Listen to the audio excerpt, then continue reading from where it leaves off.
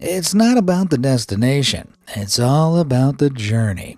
And if that journey is by road, you might be surprised to find out just how many secrets your four wheels are hiding along the way.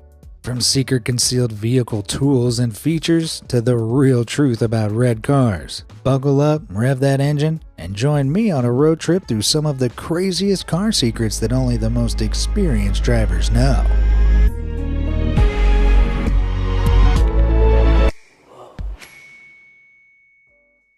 Fob well done. Every driver's been there. You're in a crowded parking lot and forget where you parked your car. You try pushing the button on your key fob hoping it'll light the way, but the car is too far away for it to work. You could spend the next hour frantically racing up and down hundreds of cars, furiously clicking the button, or you could use your brain. You may have heard the rumored trick that you can create a range boost by using your own head like an antenna, but this is surely just another made-up hack, right? Car key fobs are essentially short-range radio transmitters that use radio frequencies to send a signal to a receiver unit that's wired inside the car. Fobs perform this function via a built-in radio frequency identification system known as RFID, which utilizes an electromagnetic field to identify the car it's meant to be interacting with. Generally speaking, car key fobs can lock or unlock a car from around 30 feet away before they stop working. But it's been proven that holding your fob against your head can increase its signal range to up to 85 feet and beyond. But what is this magic? Up to 85% of the human brain is comprised of water, which is very helpful in conducting electromagnetic waves like those used by key fobs. The electromagnetic signal from the fob interacts with the water molecules in your head and causes them to resonate.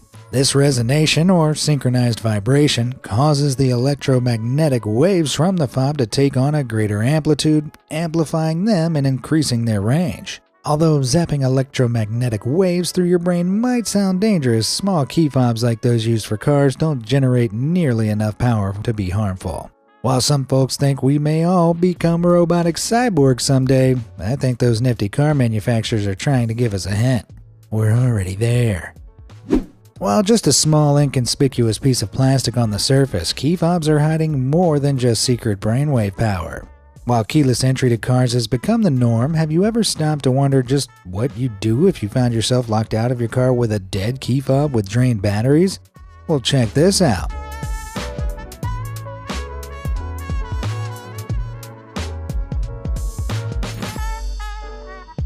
Turns out many car manufacturers install a spare traditional key right inside the fobs for their cars, just in case.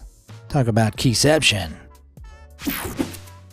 Red rage.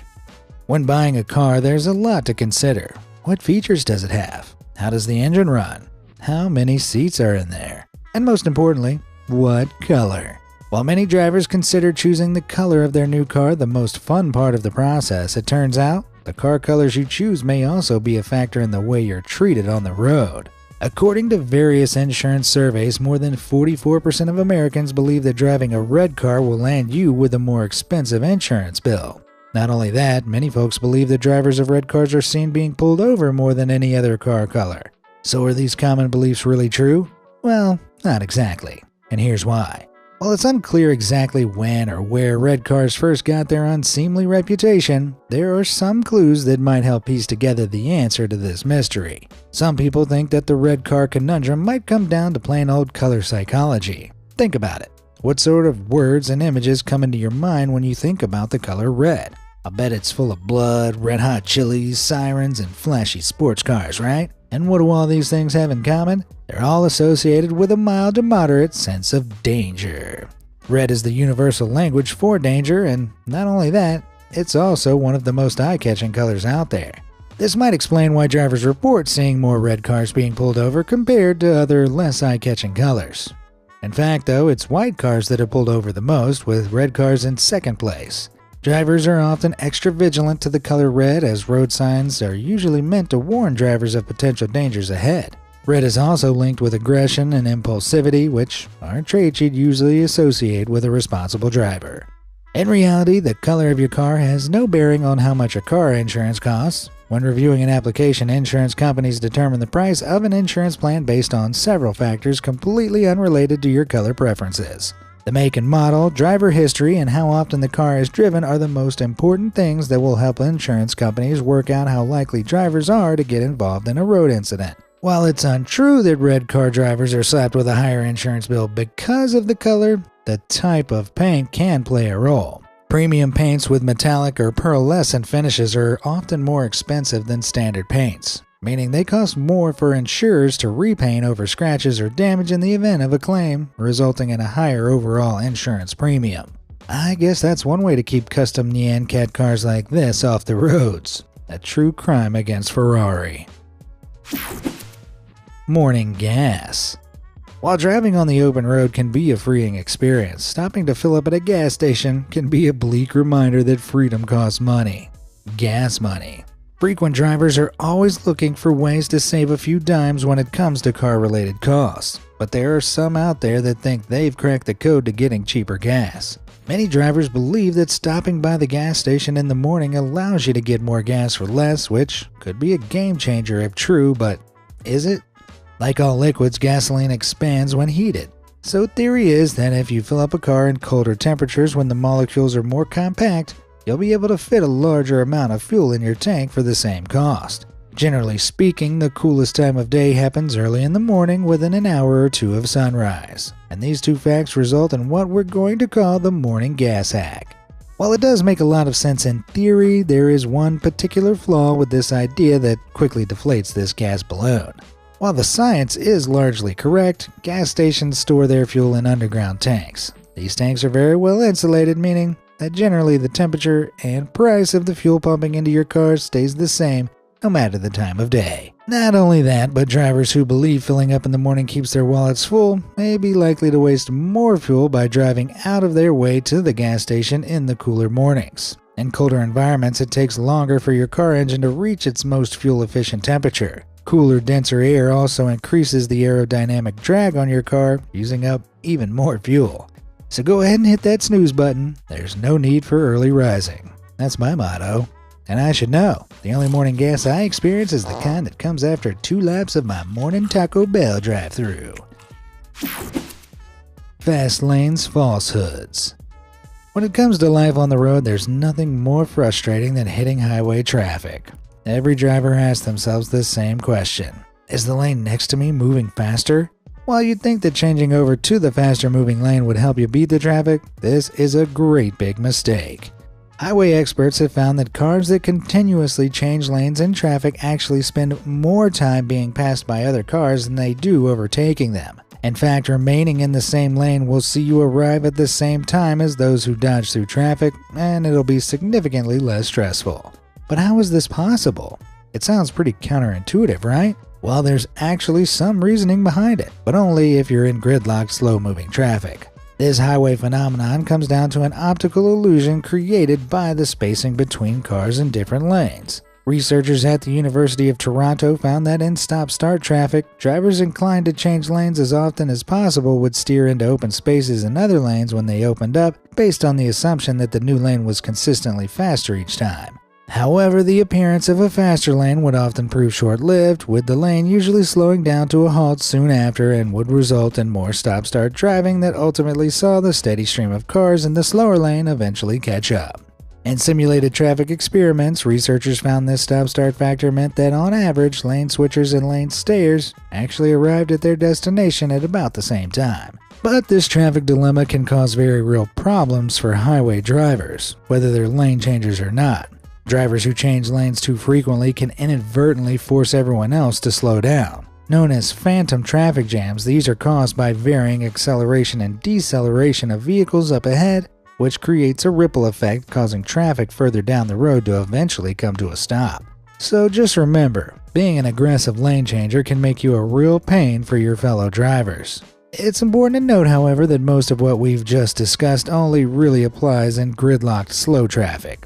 If you're on an open highway with few cars around, driving over the limit in the fast lane is always going to get you there quicker, albeit with an increased risk of danger. But if you're stuck in a gridlock jam that seemingly has no cause at all, your best bet is to stay in your lane if you want to avoid frustration. buckle up. It's one of the most integral safety features in a car, but how often do you stop to really take a look at your seatbelt? Most car passengers may not even have noticed that seatbelts have a bit of extra fabric attached to them. While you might assume this is just a way to use up some leftover material, it's actually one of the seatbelt's most important safety features. This loop is called an energy management loop, and it's specifically designed to absorb some of the impact in a crash scenario. During a collision, seatbelts undergo extreme stress as momentum carries the passenger forward, which causes the threading in the loop to rip open. This gives the passenger a few extra inches of seatbelt, which doesn't just prevent an extreme whiplash-inducing jerk motion, but also minimizes the chances of the entire seatbelt ripping apart. Seeing as this loop is there for the safety of passengers, it might seem surprising to find that there isn't one on the driver's belt. On the driver's side, the lack of loop is just as much of a safety consideration. Front and rear passengers have more room to fall forward in an accident, so the extra inches provided by the loop won't be a danger. However, it's possible that with the extra inches provided by the energy management loop, those in the driver's seat could be at greater risk of colliding with the steering wheel. So a loop is not used for the driver. While many modern cars have this setup, it's not the case for all vehicles, so don't worry if your car is designed a little differently. What the driver's seat does have in common with other car seatbelts is the small plastic button attached to it. Called a seatbelt stopper, this little tab works by preventing the buckle from sliding too far down the belt when unplugged, which eliminates the frustration of fishing around for a lost buckle. We all know that wearing a seatbelt is essential on every car journey, but what you might not know is that subscribing to the BMA's channel is just as important for your internet journey. Why not toot those like and subscribe buttons to let me know that you'd like to see more content just like this? You can even flick that bell icon to make sure you're in the loop when my next content adventure is about to begin.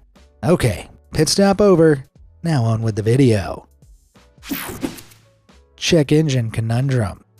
Uh-oh, looks like we've got a bit of trouble ahead. One of every driver's worst nightmares, the appearance of the dreaded check engine light, is a surefire way to cut the brakes on your on-the-road fun. Experienced drivers probably know that the check engine light is attached to what's known as the Onboard Diagnostic System, or OBD, a car's onboard computer that monitors the performance of almost every component of the vehicle. But what they may not realize is that in a standard car there can be up to 1,400 reasons for the check engine light to appear. The OBD system triggers a warning light when it senses a potential problem, and while serious issues require the professional opinion of a mechanic, one of the most common reasons comes down to a mistake a lot of drivers make at the gas station.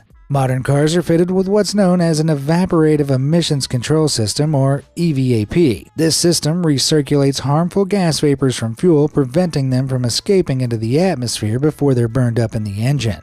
The EVAP system needs to stay airtight, so if a driver doesn't screw their gas cap back on properly after filling up, it can trigger a release of vapor when the car is on the move again. To prevent this, an improperly screwed on gas cap will cause your check engine light to come on. These days, some modern cars even have a specifically designed check gas cap alert to make it even easier for drivers to identify this common issue. Some others even have special features that make drivers less likely to lose or forget their gas cap, like this built-in cap holder for a more hands-free gas station experience.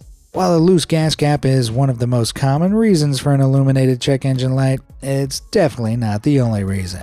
So make sure to drive safely and alert your mechanic to any concerns you might have. Yes, that includes you, Duct Tape King. Dirty truths. Any proud gearhead loves nothing more than keeping their car clean. And it's a good thing too, as most experts recommend washing your car around every 2 weeks to keep it in tip-top condition.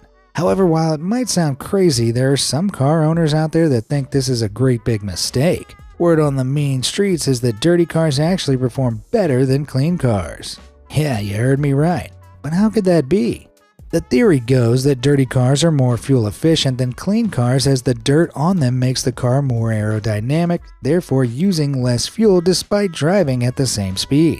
This idea is known as the golf ball effect, which describes the way that objects can actually reduce drag thanks to textured surfaces.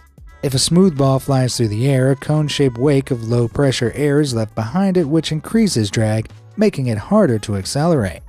Golf balls, however, are specifically designed with a dimpled surface because the indentations cause a more chaotic flow of air, reducing the wake it leaves behind, decreasing its drag.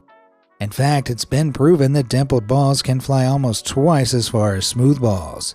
With this in mind, you can see why dirty car owners may believe that the extra texture provided by the dirt and grime on their cars could improve aerodynamics. However, in reality, dirty cars can achieve quite the opposite. While the dust and dirt that makes its way onto a car is dispersed largely at random, the position of a golf ball's dimples are painstakingly deliberate, so as to maximize aerodynamic efficiency.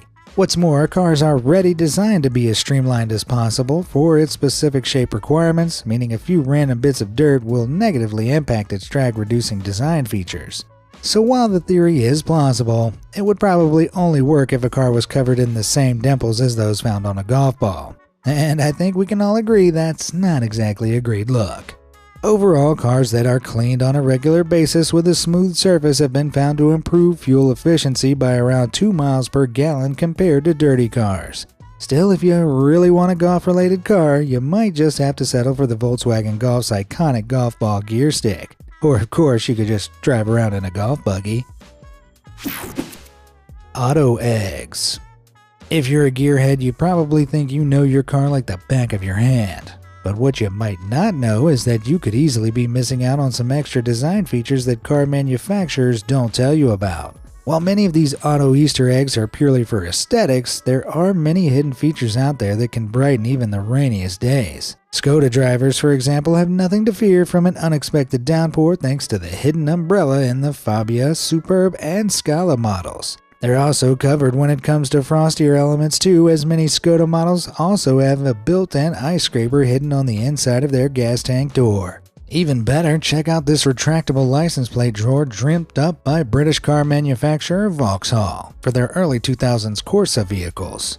Rather than having to add a cumbersome metal frame to the car if you need to take your bicycle somewhere, the FlexiFit system slides out of the license plate and can hold 2 bicycles. Sticking with vehicular derrieres, if you're a proud Volkswagen owner, you might not have realized that the handy parking camera in newer models is actually hidden behind the VW logo on the back. Even if you can't find the Easter eggs hidden around your ride, there are other ways you can pimp it up to hide your very own extra features. There are a whole lot of accessories you can get your hands on to make your ride the ultimate convenience on wheels. This license plate smart lock box, for example, is the perfect place to hide your valuables in a pinch, or even a spare set of keys. But the cream of the crop of hidden car features has to be Nissan's coveted Curry Hook, which boasts the very specific ability to save your seats from the bottoms of greasy takeout bags. So who's up for drive-thru? Motion parallax. The average American spends as much as 17,600 minutes in a car every year. While that's certainly a lot of time, there's something that I'll bet most folks haven't paid attention to in a single one of those minutes. And yet drivers experience it all the time. Picture this. You're sitting in a car and looking out of the window. As the car moves forward, you notice that objects closer to you appear to pass by quickly, whereas objects further away appear to move more slowly, and sometimes not at all. This kind of depth perception trickery is known as motion parallax, a psychological and ocular phenomenon that plays a big role when it comes to how drivers perceive their own speed. In fact, researchers have discovered that truck drivers and other tall vehicle drivers tend to drive faster than those driving souped-up sports cars because of motion parallax. Because the truck driver is higher up and further away from the things passing in traffic, it will seem as though things are moving a lot slower than they actually are.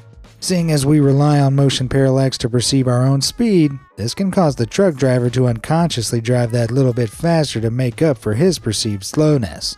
The opposite is true for low-seated sports car drivers who counterintuitively have often been found to drive slower because of motion parallax. So the next time you see that souped-up sports car driver in traffic, know that statistically, they're some of the slowest drivers around. Who knew a midlife crisis could be so safe? Design routes.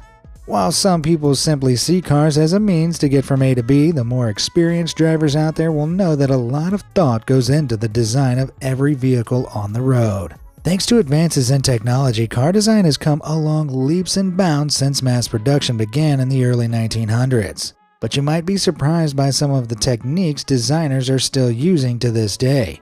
For starters, during the design phase, scale models will be built using some surprising materials which look super peculiar to the uninitiated. Clay models like this one are physical, three-dimensional prototypes of cars that are made of soft, malleable materials molded around a giant block of hard, cheesy-looking foam. This design route was first used back in the 1930s by General Motors' leading designer Harley Earl, who was the first to turn sketches into full-scale models using clay.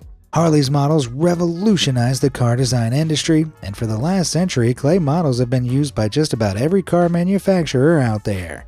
They're not cheap either, with some models costing tens of thousands to produce due to the high-quality materials and extensive man-hours required to create these unusual works of functional art. But considering the major advancements in 3D imaging and even virtual reality, why are manufacturers still messing around with giant mounds of clay to design their cars? While there's no doubt designers can achieve amazing things with the aid of digital technology, a 3D model allows them to see, touch, and evaluate designs in real life. Creating a physical clay model allows designers to get hands-on with their designs and manipulate the model in real time to ensure the design is both aesthetically pleasing and functional. Unlike digitized designs, clay models can also be useful for aerodynamic testing, where engineers evaluate a car's drag or how easily it passes through the air around it. After all, you won't get a very accurate idea of how aerodynamic a car is going to be by throwing a laptop in a wind tunnel. But a full-scale model of the car can give a pretty darn good impression. These physical models also do something that even advanced computers struggle to pull off perfectly, giving an impression of what the vehicle will look like in natural light. You can take these models outside into the real world where they'll spend their time once they get made for real. So designers get to see how the sun will bounce off the curves and whether the car really looks how the designers had hoped. So while it may seem that our world is becoming steadily more virtual, even high-tech loving car designers realize the value in reality. Whether that's worth the $10,000 price tag for these fancy models, well, I'll leave that up to you.